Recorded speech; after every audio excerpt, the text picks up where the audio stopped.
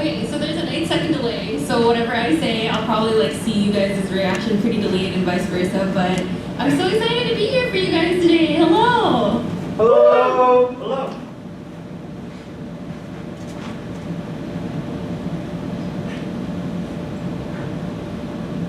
So let me start this fine morning with a very easy question. When you were younger, what did you want to be when you grew up? I'll accept any answer, honestly, and you don't really have to answer, but I remember this question being asked a lot when I was younger. Right, astronaut. I remember there was astronaut, I remember there was artist, there was doctor, you know, the list went on and on, but I personally could never answer the question. That is until I was 13. I found Vocaloid, and then I found YouTube, and the cogs in my head started turning. But little did I know, that moment would kick-start a singing career spanning over 10 years, bringing me in front of you guys here today at OffKai Expo, and I hope you guys are doing A-okay. I'm Rachie. I cover Vocaloid songs in English and Japanese, and I also stream with VTuber over on Twitch, and here are my stats. You can read it if you want to. Matters not matters, but all I'm saying is, you know, being a YouTuber for a living was unheard of back when I started. Back then, Felix was only uploading videos as PewDiePie for just a year, you know, and fast forward to now, and everybody and their mom wants to become a YouTuber, you know? They want to be a streamer, they want to be a VTuber, but because of how social media works, you most likely have to make a presence on other social media sites as well to promote your content creation, and I could argue, you know, that's where the real challenge starts. Human interaction. You know, seeing young content creators struggle navigating this world, well, I know how it feels, and I empathize a lot. Because it wasn't easy back then, and I'm sure it hasn't gotten any easier, you know, with all this competition that's sprung up. After all, if it was easy to do, there wouldn't be as many how-to articles on the web. But in terms of, and when I was thinking of making this panel, you know, I was thinking of a bunch of topics, but in terms of technical skill, well, I'm a boomer. That's me, IRL. You can't see, but that is me. And I don't think I'm very qualified to give you guys technical skills on how to navigate today's landscape, you know, while I'm fumbling around with doing it myself.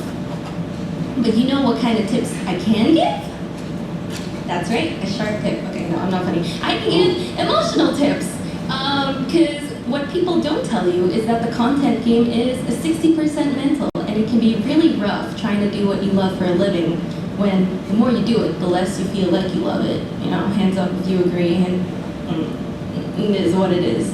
So today, I guess I wanted to talk to you guys about not suffering for art.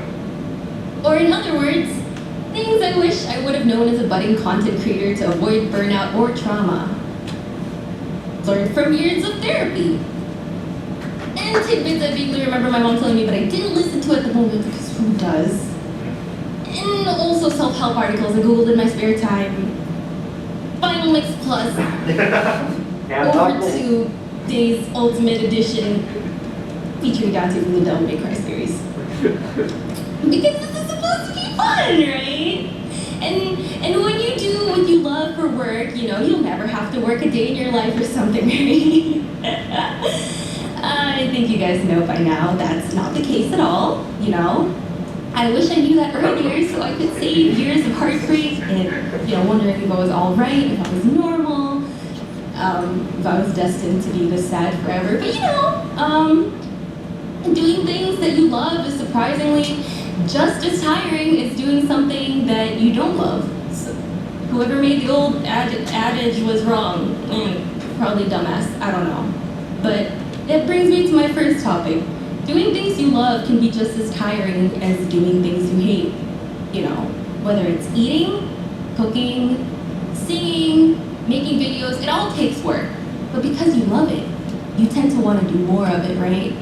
And it's one thing to do something sometimes.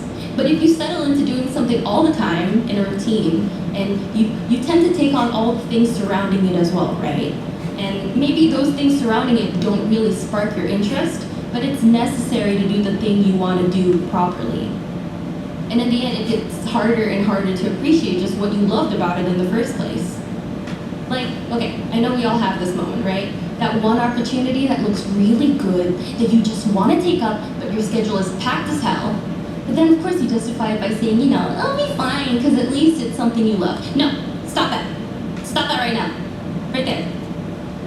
That phrase, at least it's something I love, it's more of a burden in the situation, isn't it? Because not only are you taking on the extra burden despite not having any time, but you're using it as a lousy excuse of having it be something you enjoy to motivate you. And, the more it goes on, the more you almost start resenting things you love because they take time away from you, from doing other things you may love. And you may not resent it in the moment when you're riding your high, but in the long term, it'll probably cross your mind once or twice. You'll probably cross your mind like once or twice, and then you think like, what's wrong with me? Why can't I just enjoy the things I love? It's a vicious cycle, and it's definitely one of the biggest contributors I feel contributes to creator burnout. So before you reach that point, what can you do? Personally, my favorite thing to do, and the one big thing I learned in therapy, because guess what? I had to go to years of therapy for this. Woohoo! It's setting deadlines, boundaries for your current projects, when things need to be released, and if you are so inclined, throw in a lazy day or two just for you to get your mind off, and eyes are important, your mind and your eyes off of the thing. All things you love in moderation, in all you do. Because at some point, the grind isn't really worth sacrificing all your mental and physical health for. I mean, it's one thing to be sitting on a pile of money, but it's the other thing not to be able to appreciate it when you have it. Because not only does it affect your online life, as I'm sure you guys know, but it also affects your offline life too in a way. And when you grow up on the internet like I did, like I see a bunch of young content creators doing right now, it can skew the way your brain thinks about success and contentment with what you do. And I argue it can be even worse learning about this stuff in the online world where equating success to big numbers is cranked to like maximum overdrive. Because with schoolwork, at least you can separate yourself from your work. You don't have that sort of personal connection to it. But when you make content, a lot of yourself goes into it, and it's not easy to take, it's not easy not to take the criticism personally, I guess is what I'm trying to say. But here's the thing, right? Not everyone will like you. And I know that's obvious, bear with me. But it's definitely difficult to rationalize, especially in the moment when everything is sort of coming at you at once, right? You're trying hard to put out good content, and maybe you're even trying to put your best foot forward when it comes to interacting with fans. But there's always something someone won't like about you. And it can sound irrational. It can even be something irrational, like the way you say tomato, or maybe the way you sang a note in that one song like several years ago that, they just can't get out of their head because it's their favorite part and they think you've ruined it. But, we're irrational creatures. And you know this, which is why what I think you might want to hear is trying to change yourself to please people is not the answer to this situation. And I know it's easier said than done, right? So let's get into it. Why are you doing it? What are you trying to prove? Like, obviously, there's nothing wrong with wanting to reach that goal you set, or even wanting to be better, but there's a huge difference between doing it for the joy of it and doing it to prove a point. Because what happens in the end is this. If you're trying to prove yourself to other people, it steals a little bit of your joy, right? Because it puts unnecessary pressure on top of the fact that you're doing it just because you want to do it. Like, if I fail, I'm not going to be able to prove that I'm good enough, or that I'm smart enough, or that I'm successful enough, or that I'm worthy enough for other people's love. Like, you're just holding yourself hostage. And how soon does that thought, the thought that people don't like you, Like, how much longer until that changes into, I don't like myself because somebody said that they didn't like me? Like, how long until you internalize it, until it becomes your own opinion? No matter how good of a person you present yourself as, and no matter how good of a person you believe you are, somebody out there is not just gonna like you. This is great wisdom to be sharing at what, 10:15 a.m. on a Saturday morning. You know, like maybe they'll hate you because of something you did years ago, or maybe a joke or because of a joke that landed flat on its face. You know, maybe you don't deserve their hatred, but you also aren't entitled to their admiration and their love, not even their forgiveness. But then again, you know, content creation isn't really about that, right? In the end, you create content, and that content may or may not be a reason for people to like you. And I feel like, a little bit harsh, but the quicker you learn that, the easier it is to focus on your actions and, you know, keep doing you. Speaking of, have you listened to this song, King, by Canaria? You know, the one that goes, left side, right side, you know that one. Okay, I want to see, like, show of hands. How many covers have you listened to? Or like, how many of you even wanted to make your own cover of it? Or how many of you have like listened to more than one cover of it? Like, At least 5. Probably a lot, right?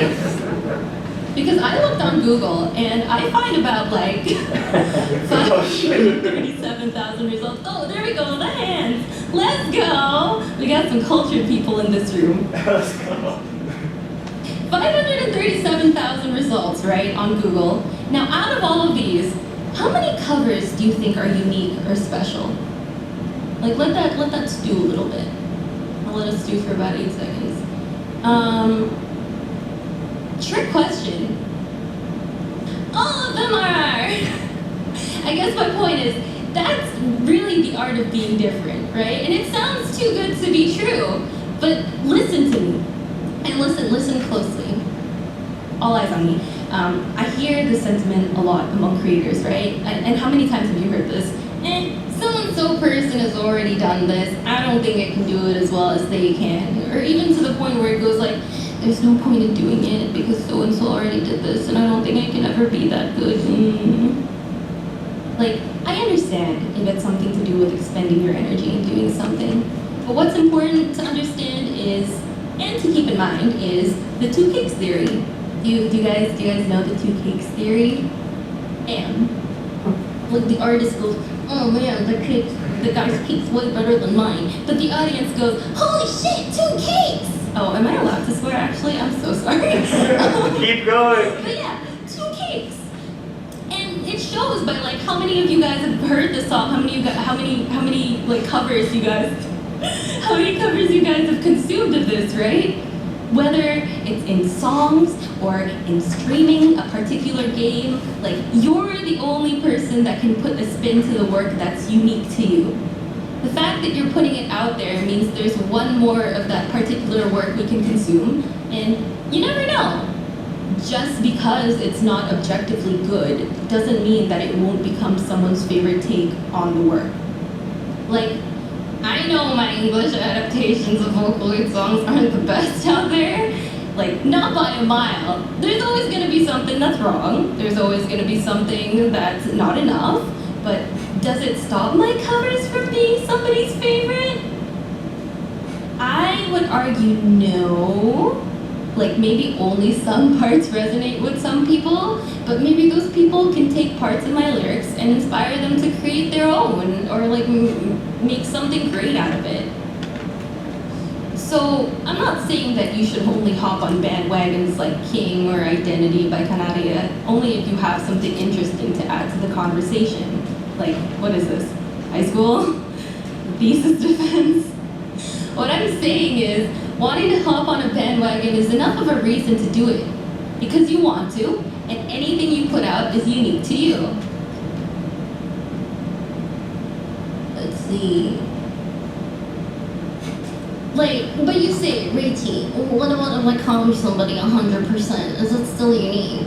Like, I know some of you are thinking this, right? Like, I mean, you can do that. But instead of copying it and putting in your hard work, you could always just re-upload the thing under your name. You know, there's no need to put in that much effort. No, but for real, I'm not trying to encourage copycats whatsoever. You still have to put in the work and make it your own, yada yada, you know the long and short of it. But, you know, that's the real fun of being a content creator, right? You're putting out something out there that you want to, that's yours, that's in you. And, you know, of course, I don't think this needs to be said about hopping on the bandwagon. You know, it may increase your chances of being seen because of the increase in search frequency. Again, I will go back to that one slide where it's just, nope, not that one. Nope, not that one. This one. 500,000 plus results, like insane, don't you think? Nope, not that slide yet. So you never really lose anything by joining a bandwagon. But even so, joining one doesn't really guarantee you'll skyrocket to fame. You know, like one jaded VTuber says, no matter how much work you put into something, you can't guarantee its success. I don't know what smart kid says that. They're very handsome and very pretty as well. But here's the thing, right? And I'm going to the most important thing I've learned in my journey so far. You aren't entitled to the fruits of your actions. You're only entitled to the action itself. Might sound bleak, right? And maybe it is a little bit too bleak for a Saturday morning. Definitely not Saturday morning cartoon material, but you know, if I can expand on this, what I mean by it is that we as a society are taught to be outcome oriented, you know, always looking for very quantifiable things, you know, KPIs, your key performance indicators, your results. How many subscribers do you have? How many views? How many followers do you have? How much money you're making as a content creator? That question comes up a lot. And let me tell you, no matter what number you put out, I don't think it's ever gonna be enough to impress somebody. Like, the list goes on, right? But the problem is, when we're focusing on these things, it can be pretty paralyzing in a way, don't you think? Like, if you work really hard towards something and you don't get the outcome you want, what does it do to your motivation? Well, it breaks it, right? And if you work really hard to, let's say, to work up the courage to show your family something that you're really proud of making, and they respond to it by not taking it seriously or laughing at it, like, what does that do to your confidence? Like, it shatters it, right? And let's say if you're practicing really hard for a competition and you don't get the results you want, how does it make you feel about practicing moving forward? Obviously, it makes you less inclined to do it, right? You know this, I know this, we have gone through this exact scenario, but what I've learned in therapy is that if you focus on your actions instead of your results, which goes against everything society has taught us, and you know, it can feel really weird, you know, focusing on the action instead of the result, it's much better for yourself moving forward. And if it's hard to wrap your head around, let's recontextualize this around success, right? Like, what does it mean to be a successful streamer? Let's say streamer, right? Let's say I start to stream every day. Am I a successful streamer? No. But let's say I managed to get affiliate on Twitch. Am I a successful streamer? No. But let's say I managed to hit partner on Twitch, right? That's something that's not easy to achieve. Am I a successful streamer then? Okay, but then let's say I get clipped and the clip goes viral, right? Does that make me famous? Not necessarily. Then say maybe finally I hit over like 1,000 concurrent viewers on Twitch. Whoop! You know? Does that make me successful? Maybe. But maybe my bar is that I need an even higher number of concurrent viewers, or maybe even like a sponsorship from, I don't know, Ray Shadowlet. No, I'm not. Maybe a sponsorship, you know, to make me successful. Or maybe I even need to be the most like famous VTuber. I gotta be Gargura or some to feel successful. You know, becoming successful content creator is a never-ending journey if you put it this way. And if I was focused on the outcome, it may end up destroying my motivation to get to the next step, and the next one, and the next one. So, let's put it this way. if I end up posting clips of myself on my YouTube channel for it to only get, I don't know, 2, 3 views, like, what happens to me then? Like, how would I feel? Like, if I expected the clip to go viral, I'd be devastated, wouldn't I? I'm gonna feel like a failure, and then I'm not gonna wanna post clips anymore. But, if I focus on the action, right, if you focus on the action, you'll see that eventually it'll lead you to where you wanna go. That's success. Because, really, who is successful in life, right? It's the person that gets knocked down 8 times and stands up 9 times. The successful streamer is the one that wakes up every day and says, I'm gonna post clips today, or, you know, I'm gonna stream today, or I'm gonna do some streaming related activity today, day after day after day after day without fail. Because it's not about hitting a certain viewer count. It's about doing the actions every day. It's going through the motions, it's focusing on the action. And in the case of, you know, concurrent viewers, there are 2 types of VTubers, right? Streamers, sorry. One gets a low concurrent viewership and they go, oh no, nobody's watching me today. I don't really know how to interact with the audience. Like, there was nobody to really play off of me. I feel really demotivated. Like, that is the outcome. That is what I put all my hopes on. And, you know, that is something that I've been working so hard towards, and rejection has happened, you know. Nobody shows up to my stream. Like, this VTuber is sad, they are depressed, and then they end up becoming a Hikini Chuni idol VTuber, whatever. I didn't say anything. But, you know, anyway, the other kind of VTuber says, I'm gonna focus on streaming to my audience, and I'll do it day after day after day after day, and so on and so forth. You get the picture, right? This doesn't just apply to streamers, right? It applies everywhere, from going on diet, right? You can't go on diet tomorrow, a week, or from now, or even next month, because when that rolls around, it'll be today, right? Like, you see where I'm going? Like, success doesn't only depend on what we put on and is in our control, but also the hundreds and thousands of different variables that are not in our control. The environment, timing, competition, market, like, these are all variables that work independent of our control or our wishes. So focus on the action, persist on, how should I say this? Persist on doing what needs to be done, even if you don't get what you want. Because you know the saying, when the going gets tough, the tough gets going. And I'm sure eventually you'll get to where you need to be. You'll reach that success. So I know that was a little bit short, but those are my 4 big takeaways from the 10 years that I've been doing this. Things that maybe you couldn't Google.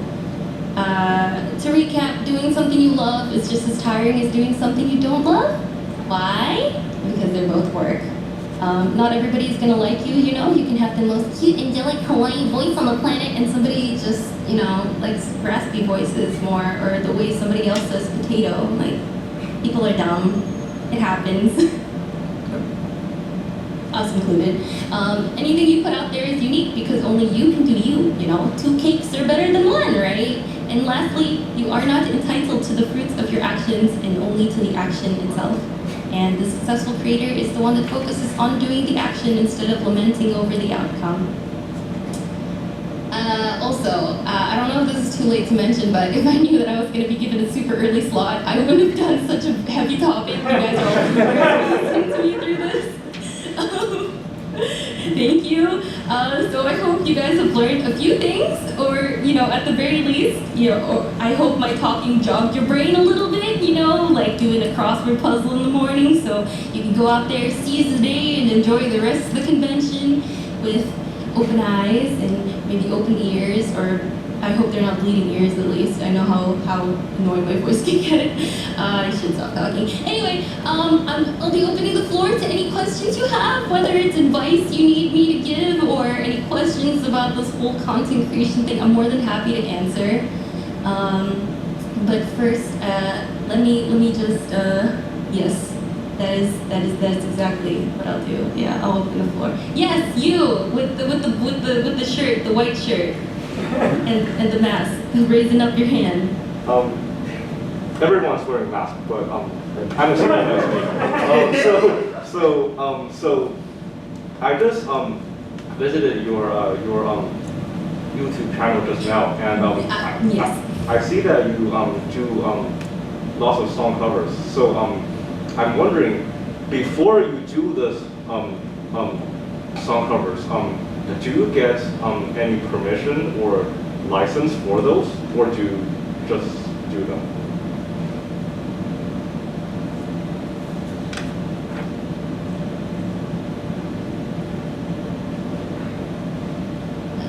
Okay, thanks for the question. So your question was, before you do song covers, do you get permission or do you just do them? So the thing about YouTube is that it sort of works as like a safe harbor. So I don't know if you know anything about DMCA law, but essentially when you upload covers onto YouTube, they sort of fall into a gray area because of their, what is it called? Copyright system, their claiming system. So technically, no. The long story short is no, I do not get permission to do them because of how YouTube works. But if I do want to monetize them, then I have to license my works when I distribute them, like on Spotify and stuff like that.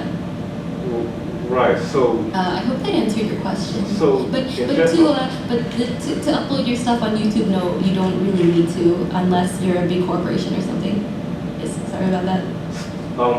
So then, in general, once you do a cover, do you find that the videos become demonetized, or but like does the monetization get transferred to someone else, like some music societies, like do you get that on your channel?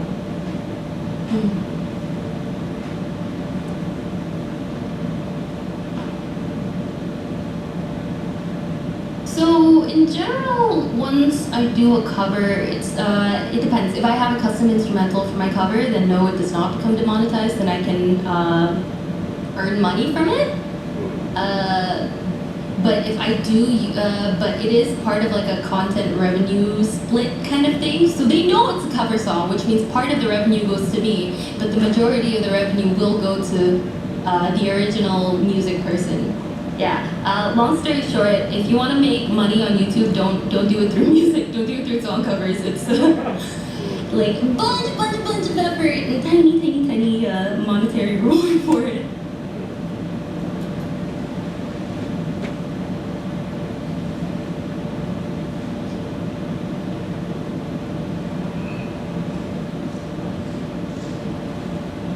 Cool, I hope I answered your question. Sorry about the delay, it does take a little bit. Oh, the next question is from Zanibas on the Discord. By the way, if you guys aren't on the OffKai Expo Discord, why aren't you there? You can ask me questions without delay. Ooh, wink wink, hint hint. So Zanibas asks, in your opinion, which aspect of your advice do you think is the hardest to overcome in general? Also, a large part of streamer troubles is balancing the streamer-viewer dynamic. Do you have any advice on navigating through that? That's very good and pointed question. I don't know if I mentioned this, but it's 10 a.m. for you, but it is midnight for me over here. So my brain might be a little bit foggy. I apologize. Personally, the thing that I've been it's a little bit of a difficult thing to answer, but I think the thing I've been working towards in therapy recently has been the last point that you're not entitled to the success even if you've put in the hard work. Because personally, I don't know, I think it depends on everybody's personalities, but I'm the kind of person that feels like I have to get everything under control. I like having that control, and being in this is the worst kind of industry that somebody like me could be in, because there's just so many things that I can't control, and sometimes it's hard to wrap my head around, because I'm like, sometimes I fall into that trap of comparing my skills to other people around me, and I'm just like, well, I could have become them, if I just worked hard enough. But I know that's not true. I know it's not true.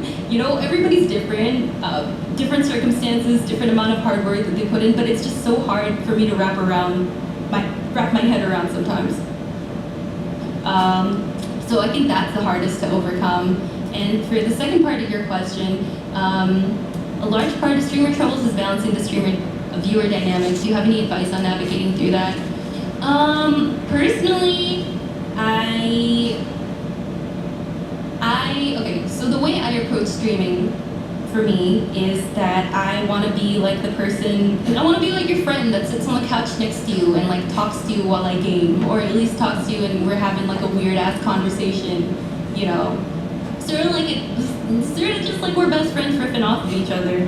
And you know, it might be different for everybody. Like I know that for some VTubers, they want to be like your girlfriend, or they want to be like, I don't know, something else that I can't think of right now. But if you contextualize if you set that kind of boundary with your viewer, you know, you contextualize that relationship, I feel like it's easier for you to know how to interact with the audience. I hope that answered your question. Thank you again, Sanibas. It did.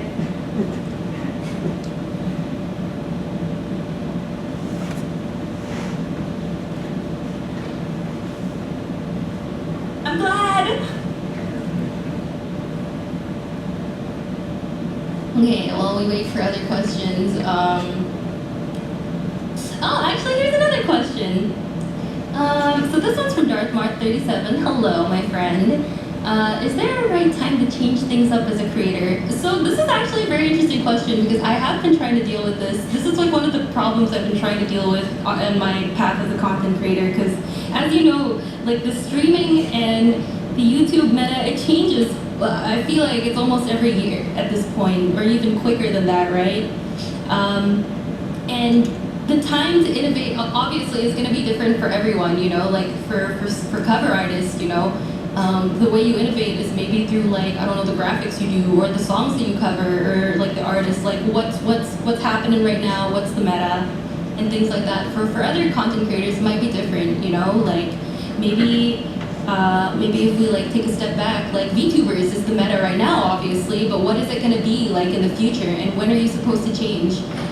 My opinion right now is you change when you're ready. You change when, you change when you're ready. But obviously, like if you want to be smart about it, you're gonna try to predict the curve and just go there, right? So I guess my non-committal answer is it's up to you, because I haven't figured it out myself personally, but I think the only definite answer I can give you is it depends on everybody, and it depends what kind of content you put out, and if it works for you, it works for you. I'm sorry. I hope that answered your question. The next one is from Rai. Hello, Rai. Have you ever dealt with burnout, and if so, what have you done to overcome it? That's a great question. So right now I am on burnout 3. I'm not gonna lie, I haven't posted a lot to YouTube in a while, and I have been dealing with a lot of burnout. What I have done to overcome it is I finally shipped myself to therapy, and it's really helped me a lot. But the other thing is that I think part of my burnout was also because I felt really alone in how I felt, you know? Like when you are, how do I put this like in a nice way? I've never had a lot of friends growing up that I could talk to about this, right? A lot of the people that I could talk about this to were people online, and we weren't necessarily like going through the same problems. And so it felt really lonely. It's not like, oh, it's so lonely being at the top, you know? No, it's just every creator like experiences different things, and it could lead to burnout, whether it's through like, I don't know, too much stress, too many things you put on. And I feel like when that happens, right, and every single burnout since like my first one, I've gone to therapy. Second, I go off social media. Going off social media and like taking a social media detox, no matter how difficult it is, has been the #1 thing that has contributed to like a really good mental state recently. Like I have not used, I think you all know what I mean by saying that Twitter is the bird hell app. It's hell. Nobody really likes being on there anymore, especially with like a lot of the recent things that, you know, like Elon Musk buying it out. I feel like people are just not really vibing with the place anymore, not because of the dude, but maybe because of other things. And it can get rough, you know? Doom scrolling is a real thing. Consuming content that you just that hurts you on purpose is a real thing, and it takes a bit to like unstick yourself from that habit and go off it. But that's another big thing. The other thing is being on a good sleep schedule. The third thing that contributes to my burnout a lot is because I take on too many things at once. So as long as I start sleeping well, I feel like I'm more mentally prepared to like go through the day. And so these are my 3 tips. You know, eat healthy, do exercise is probably up there too, but I mean, do what works for you. That's a nice thing to say. Do what works for you, and I hope you find your own way to deal with burnout. Thank you for the question, Rai.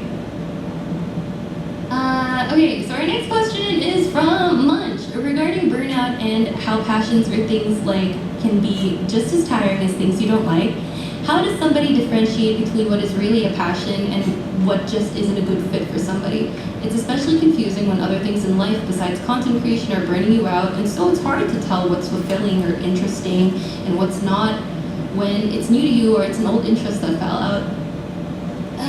That's a really good question.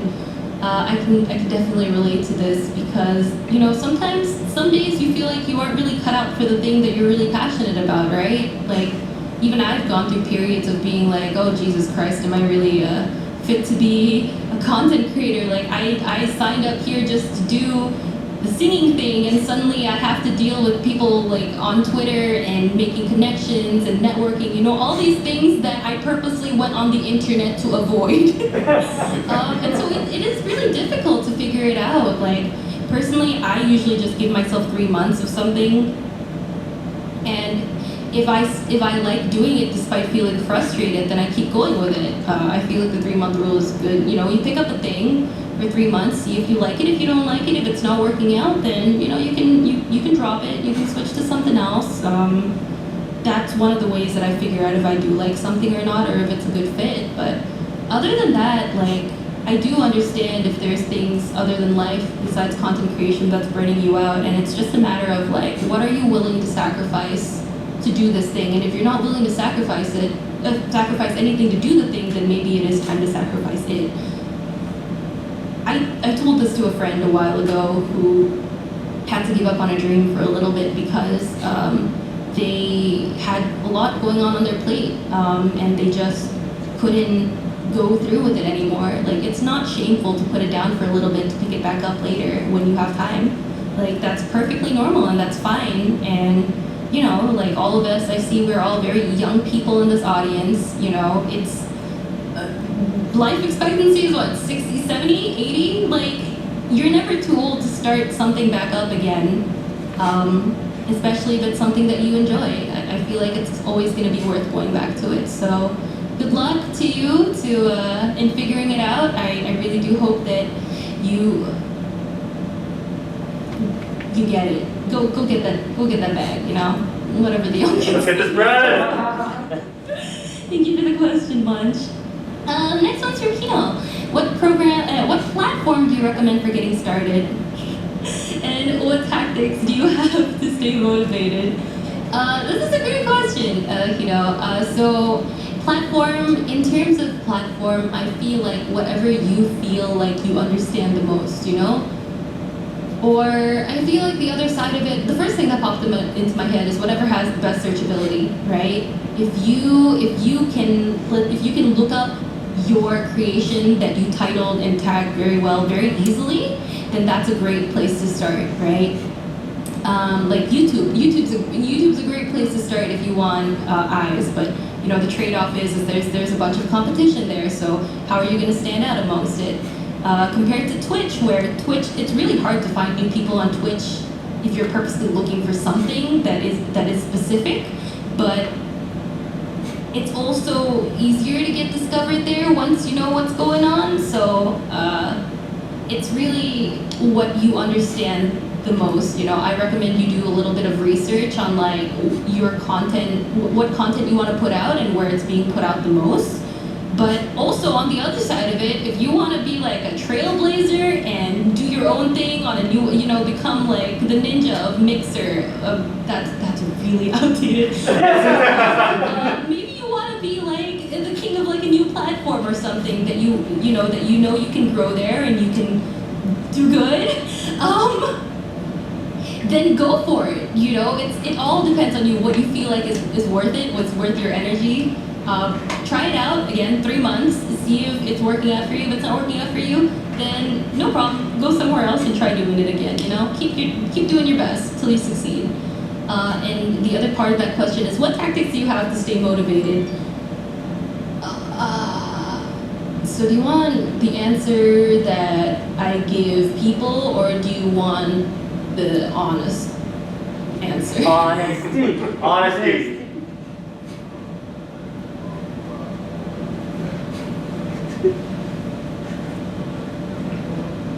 Okay, so I'm really into keyboards. I really love custom keyboards, and I'm not gonna lie, when I went through my first burnout, I was just, the reason I came out of my first huge burnout of my modern times is I was just like, oh damn, there's a bunch of keyboard group buys that I really want to get into, but I have no money. Oh well, I guess I gotta start streaming again.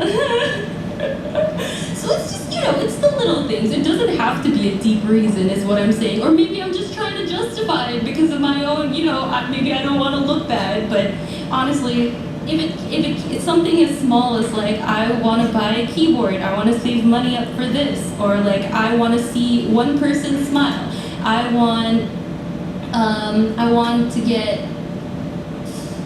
you know, I want to inspire people or something like that. You know, as long as you know why you're doing a thing and you recontextualize everything you do in service of that big goal, I feel like it's easier to stay motivated. But also, keyboards is a really good hobby. I feel like you should get into. You know what? I mean, no, I'm joking. Don't get into keyboards. It's really expensive. But thank you for the question, Kino. The keyboard addiction is very real, yes. The next question is from Tinfoil. Hello. I'm doing a panel tomorrow that's focused on data and revenue. Oh, awesome. Another panelist. Hello. Can I join one of your slides on being action-focused instead of outcome-focused to help contextualize the panel topic better? Yes. Remind me later to send you the slide. Thank you. And this one is from Patelia. Oh my god! Hi! Friend! Welcome! Hi. This is not stream. What am I talking about? Hi. It's nice to see you here. I think a lot of us try to balance our artistry with real-world responsibilities. Oh my god, that's you. Hi. Okay, do you have any tips for making space for art when maybe work is busy, life is happening, etc., etc.? So, it's really what it is. It's what you said. It's a great question. You really have to just make time for it. Because if you don't make time for it, it's not like time is magically going to appear in your schedule, you know? What are we, like 5? Like, are we still in high schoolers? No, it doesn't work that way in the real world, right? So what you just got to do is you just got to block it out, you know? When work is busy, life is happening, you block it out. But obviously, don't ignore, like, the big emergencies in life. Like, if your dog needs to go to the vet, like, don't say, sorry, Mom, I'm streaming. Be a little bit self-aware, you know, like know your priorities, you know, set them in order, and you know, if you make time, if you dedicate time to it, that's great. If you can't make it, I mean, we're adults, right? Sometimes life doesn't work out, but that doesn't mean you give up, right? Action-oriented instead of outcome-oriented. Think about that. But yeah, I hope that answered your question. Thank you for the question. It's nice seeing you. And here's another question from Kira Kira. Hello! Follow up to the copyright question from before, YouTube is not forgiving with their 3-strike policy. Has this been a concern for you, and are you concerned with adversarial abuse of this feature? That is definitely a good question. It is on everybody's mind, I feel like, not just like from small to big. These are questions that definitely will pop up in your mind just by virtue of reading the news. This has not been a concern for me because right, Vocaloid has generally been a little bit more lenient there. They've never, these companies don't really strike you down. They just say like, oh, that's my stuff, I'm just gonna like monetize this video for myself. And that's what they do. But that has happened once when I released actually it happened twice. like 5 years apart or something. One was when I uploaded a cover of Dekonina's Ego Mama, and the song was, I don't know, I guess it's because I used the karaoke from the CD that I got like copyright striked, and that was like the first time I got striked, and I was like, oh, I'm sorry, oh crap, this ain't good. But I mean, I was like, what, 15, 14, so I didn't really understand the gravity of it. The second time was when I covered an anime song. And I find that with anime cover artists, this happens a lot if you use anime karaokes, because you know these karaoke tracks are not free to use for people. The difference between Vocaloid and anime in that regard are that Vocaloid's karaokes are released free, like to the public, under the pretense that you don't monetize it using that instrumental, whereas anime ones, you know, you usually have to buy the CD and then you have to, you know, upload the nobody burns disc anymore. You have to buy the off vocal to use it, which is completely different. I'm not particularly concerned for myself for this, because these days I've been commissioning original instrumentals, but I'd be lying if I said it wasn't at the back of my mind. But it's not something that you should be overly concerned about if you're just starting. I hope that answered your question. Thank you for that, by the way. And the next question is from DarthMart37. Hello again. Do you treat creation as a business or a hobby, and is that the right choice for most people? Yeah. I guess my slides also weren't clear, because I personally was also very confused whether I should approach this as like a hobby or as a business. Because personally, before this year, I didn't have a job, right? Well, that's not really true. Last year, I started my IRL job, and I had to figure out whether or not so after graduation from university and when I got my first job, there was a huge gap in time that I was just like, maybe I should just do this YouTube thing professionally. And it's a completely different mindset. It's very, very difficult to switch from, because doing, you know, it for fun to doing it for business, because I started out during the era where people are just like, haha, I'm just gonna make a YouTube like channel for fun. Like, nobody thinks about the algorithm. Nobody even knew what the algorithm was back then. People were saying, hey, you sound like Gumi you're the closest cover singer I've heard that sounds like Gumi Vocaloid. I'm just like, it was definitely a different time back then, and I feel like I still carry that mindset, which, you know, is why I've been struggling a lot. It's just I struggle to commit doing this as a business, because I tried doing that and it drained all the fun out of it for me. So yeah, I don't think it's the right choice for most people, but if you're really dedicated to it and you're willing to sacrifice a lot of time and willing to, you know, focus on the action instead of the outcome, there you go, rule of threes. It'll be much easier for you, you know. If I started out knowing that maybe I should focus on the action instead of the outcome, I probably would have been better off. But, you know, hindsight's 20/20, and that's just the way the cookie crumbles, I guess. So it's a question that you gotta ask yourself, like, am I willing to do, how much am I willing to go for this? You don't necessarily have to suffer. I mean, that's the point of this panel, right? But it is definitely commitment, and if it's difficult for you to switch mindsets, then it's going to be difficult for you to turn it into your full-time job. But yes. Let's see. Oh, thanks for the question, by the way. This one's from AskAd6. What mic or audio interface do you use or recommend? Are you just starting out, or like, have you been doing this for a while? Can I get a little bit of context here, buddy?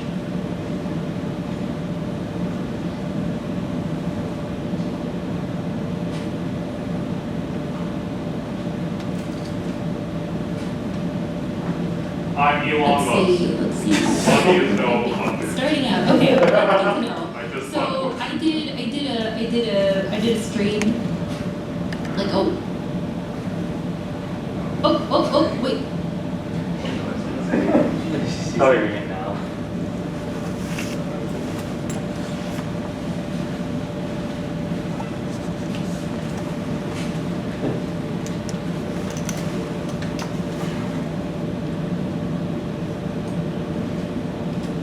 Give me a second. sorry, there's a bunch of lag, but it looks like you were just starting out, right? And that's absolutely fine. I did a stream like 2 years ago or something, and I talked about what the best equipment is. In my opinion, you start with a USB mic, and then you go towards a mic with an interface, like an XLR mic with an interface. When you make that switch is totally up to you. But yes, I would recommend starting with either like an AT2020 USB. If you have like one of those lower, like cool lower voices, but if you have like a little bit more high frequencies to your voice, then maybe the Yeti. The Blue Yeti is very reliable, and you can get those at a really good price. I think I got my Blue Yeti for, I would like to say it was like $80 refurbished, which is a really good deal. And it's still working up to now. So yes.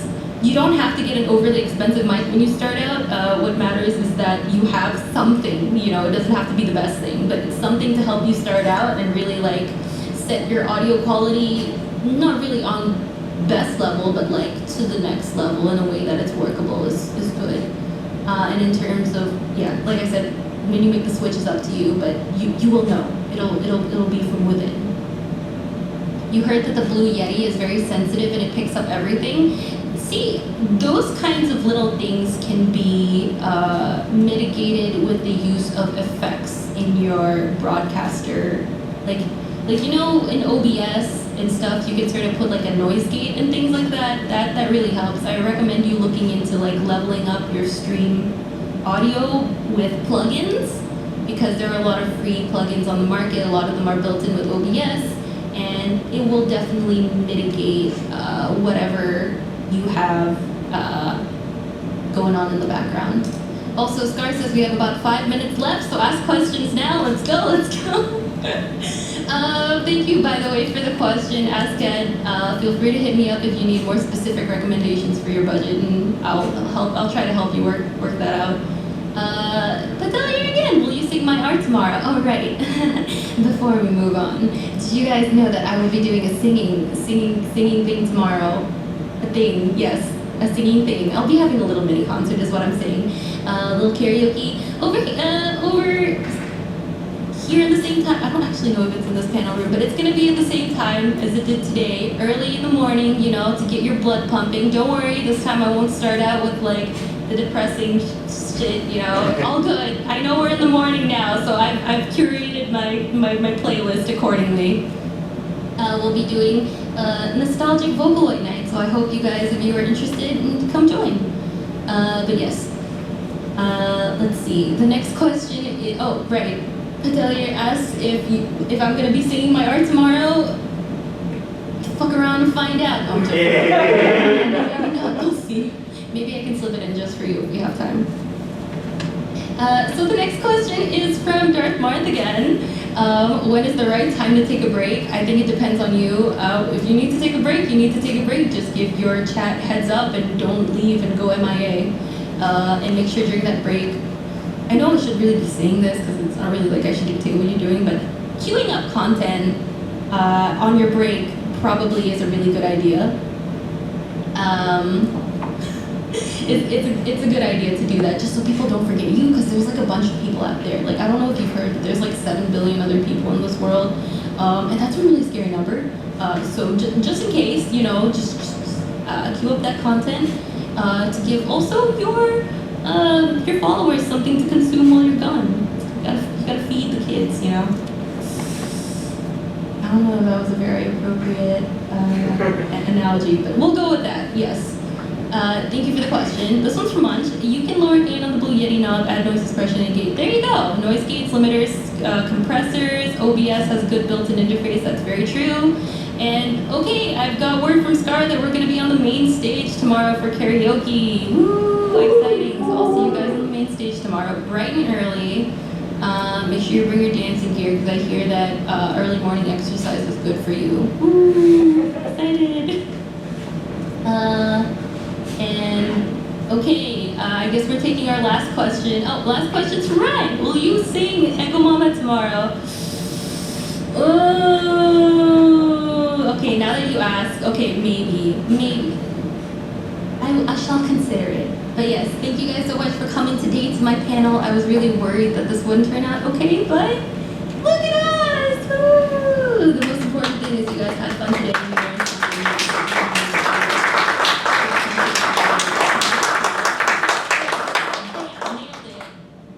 Find the cross. Thank you, everybody. Thank you, thank you, thank you. I will be seeing you guys tomorrow at karaoke. But other than that, have fun today at OffKai. Hope you guys have a good day. This was Rachie. Over and out. Thank you. Bye bye. Bye.